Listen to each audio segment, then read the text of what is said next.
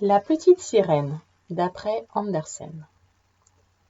Il était une fois, au fond des océans, un merveilleux palais où habitait le roi de la mer avec ses 5 filles, de merveilleuses sirènes. Sirenetta, la plus jeune et la plus belle, avait une voix merveilleuse. Lorsqu'elle chantait, les poissons arrivaient de partout pour l'écouter, les coquillages s'ouvraient et laissaient voir leurs perles. « Oh, comme je voudrais aller là-haut !» se disait la petite sirène, et voir enfin le ciel que l'on dit si beau, entendre la voix des humains et respirer le parfum des fleurs. « Tu es encore trop jeune, lui répondait sa mère. Quand tu auras 15 ans, le roi te laissera monter là-haut, comme tes sœurs. Sirenetta continuait donc à rêver. Chaque fois que ses sœurs revenaient au fond de la mer, elle les questionnait longuement. Pour passer le temps, elle s'occupait de son merveilleux jardin de plantes marines. Les hippocampes lui tenaient compagnie et des dauphins venaient quelquefois jouer avec elle. Enfin, le jour de son anniversaire arriva. Au matin, son père l'appela, et caressant ses longs cheveux blonds, il y fixa une fleur. « Voilà, maintenant tu peux aller là-haut, mais rappelle-toi que ce n'est pas notre monde. Nous sommes les enfants de la mer. Sois prudente et ne t'approche jamais des humains, ils ne t'apporteraient que des malheurs. » Sirenetta embrassa son père et s'élança vers la surface. Elle émergea soudain. Quelle merveille! Elle voyait pour la première fois le ciel bleu et le reflet doré du soleil sur la mer. « Comme tout est beau !» s'exclama-t-elle au comble du bonheur.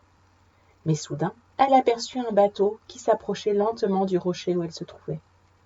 Sirenetta observait les hommes qui s'activaient à bord et allumaient des lanternes pour la nuit. « Oh, comme j'aimerais leur parler !» se dit-elle.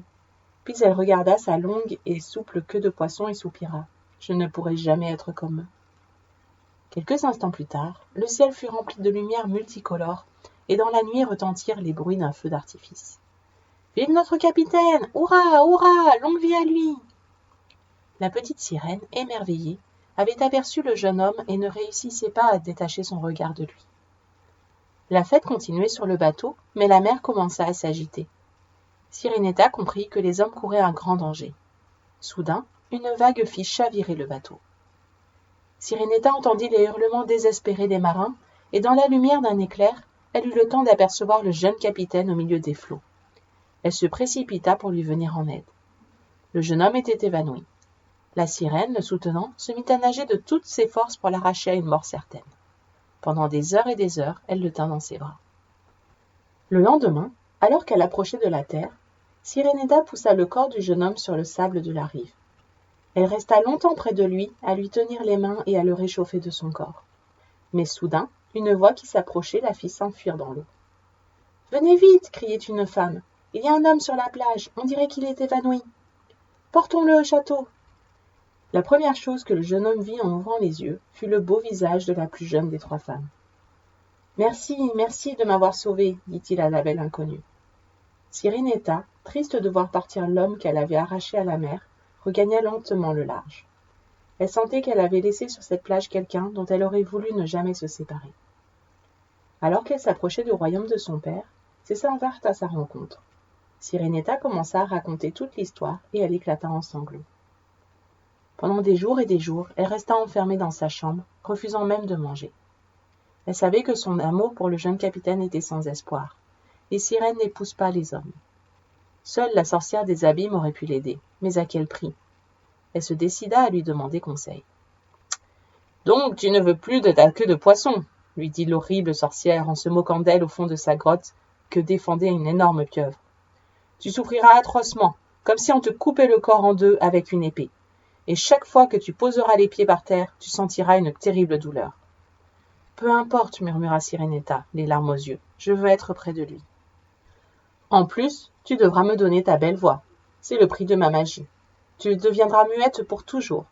Mais rappelle-toi, si l'homme que tu aimes épouse une autre femme, tu ne pourras plus redevenir sirène, et ton corps disparaîtra dans les eaux. »« J'accepte, » dit Sirenetta, et elle se fit remettre l'ampoule contenant la potion magique.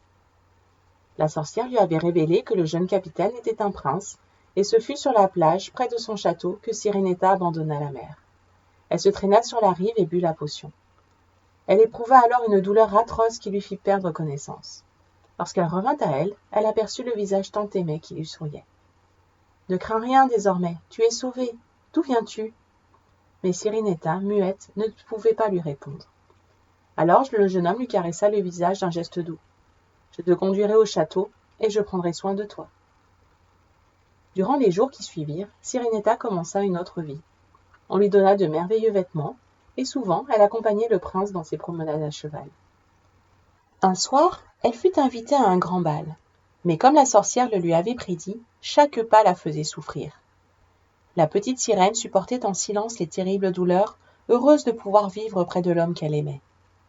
Même si le prince s'était pris d'affection pour elle, il avait cependant encore le souvenir de la jeune inconnue de la plage. Lorsqu'il était en compagnie de Sirinetta, il continuait à penser à l'autre femme. La petite sirène comprenait qu'elle n'était pas l'élue du prince et souffrait encore davantage. Un jour, on vit entrer dans le port un énorme navire et le prince descendit avec Sirinetta pour accueillir ses passagers.